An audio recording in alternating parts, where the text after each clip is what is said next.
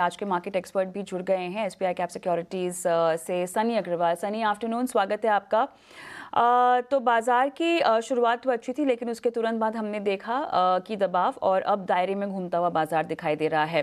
क्या दिशाहीन है बाजार, क्या कहेंगे? बिकॉज तिमाही नतीजे खत्म हो चुके हैं, बहुत ही स्टॉक स्पेसिफिक एक्शन हम देख रहे हैं, स्मॉल कैप आज एक्शन में है। किस तरह का मोमेंटम आने वाले कुछ दिनों के लिए बनता हुआ दिखाई दे रहा है? जैक्सन होल की बैठक काफ़ी अहम रहने वाली है, जहाँ से हमें अहम क्यूज मिल सकते हैं। Sunny? Yeah, good afternoon and thanks for having me on the show. Definitely market में जिस तरह से लास्ट सप्ताह में हमने देखा कि फ्राइडे को एक कहीं ना कहीं स्ट्रांग अपमूव के साथ बाजार ने क्लोजिंग दिया था और उसका उसी का आज एक फॉलो थ्रू बाइंग थोड़ी बहुत आज हमने मॉर्निंग में देखी।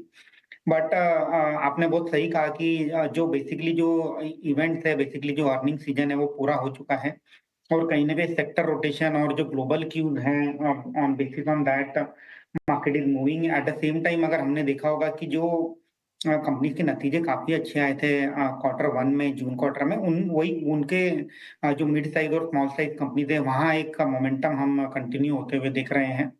मुझे लगता है कि sector rotation is something which will keep on going for next month और टू, क्योंकि ऐसा कोई बहुत बड़ा ट्रिगर अब मार्केट में डोमेस्टिक मार्केट की ओर से है नहीं। मुझे लगता है कि जो नेक्स्ट बड़ा ट्रिगर रहेगा वो रहेगा जीएसटी काउंसिल की मीटिंग, जो कि प्रोबेबली सितंबर मंथ में कहीं ना कहीं शेड्यूल होते हुए दिखेगी। और एट द सेम टाइम जो अपकमिंग फेस्टिवल सीजन है उसके चलते जो कंजम्पशन रिलेटेड स्टॉक है, both consumer staple as well as discretionary, वहाँ थोड़ी बहुत एक पॉजिटिव नैरेटिव बनते हुए हम देख सकते हैं आने वाले कुछ दिनों में।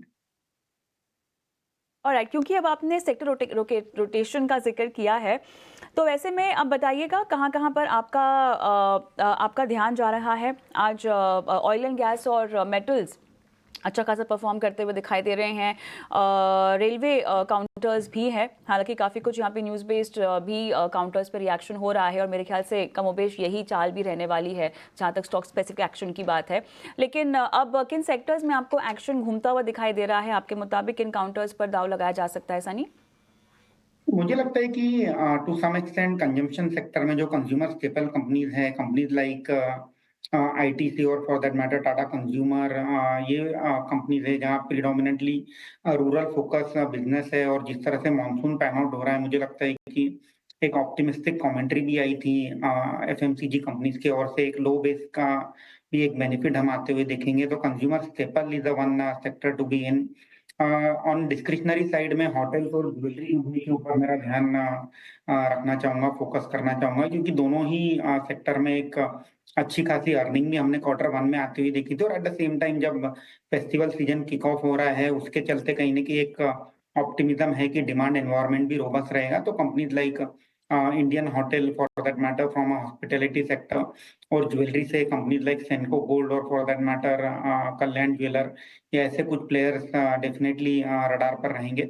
इसके अलावा oil and gas sector, yes, मुझे लगता है कि वहाँ कहीं ना कहीं एक रिस्क रिवॉर्ड फेवरेबल लगता है, क्योंकि कहीं ना कहीं जो एक कंसर्न था मिडल ईस्ट में जो जिस तरह से दिक्कतें चल रही हैं उसके चलते क्रूड ऑयल का बढ़ने का, वो कहीं ना कहीं टेम्पर डाउन हुआ है। और उसी के चलते मुझे लगता है कि ऑयल एंड गैस में दोनों upstream as well as downstream companies में कहीं ना कहीं फोकस बना रहेगा स्ट्रीट का शॉर्ट टू मीडियम टर्म के लिए। बताइएगा फिलहाल के लेवल्स आपको कैसे लगते हैं, अगर हम किसी तरह के इनिशिएशन की बात करें, सनी? क्योंकि बहुत सारा मोमेंटम स्टॉक फैक्टर इन कर चुका है।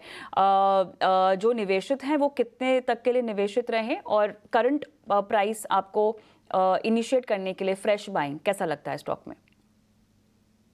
अगेन जिस तरह से मैं डिस्कशन सुन रहा था, मुझे लगता है कि कहीं ना कहीं ये जो बिजनेस है, railway ticketing, catering as well as rail Neer का जो बिजनेस है, इसमें जो ग्रोथ जो है एवरेज में 12 से 16% की रहेगी, अगर मैं 2 से 3 साल का भी होराइजन लेता हूँ तो।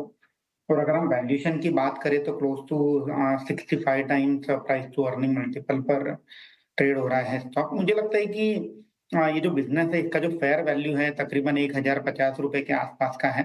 कीपिंग दैट इन माइंड, मुझे लगता है कि किसी को अगर स्टॉक ऐड करना है तो maybe buy on dip is the right strategy for a price target of 1050 and investment horizon of 6 to 12 months। चलिए, ये तो बात हुई आईआरसीटीसी की, लेकिन हमें एक ब्रेक लेना होगा और ब्रेक के उस पार ओला इलेक्ट्रिक की जो रफ्तार जारी है उसमें और कितनी जान बाकी है, रफ्तार एक तो क्यों है और आगे कितनी बढ़ेगी, इस पर विस्तार से बातचीत करेंगे और साथ ही सनी से भी बातचीत करेंगे इस पर्टिकुलर रनअप को लेकर। तमाम रणनीति ब्रेक के बाद।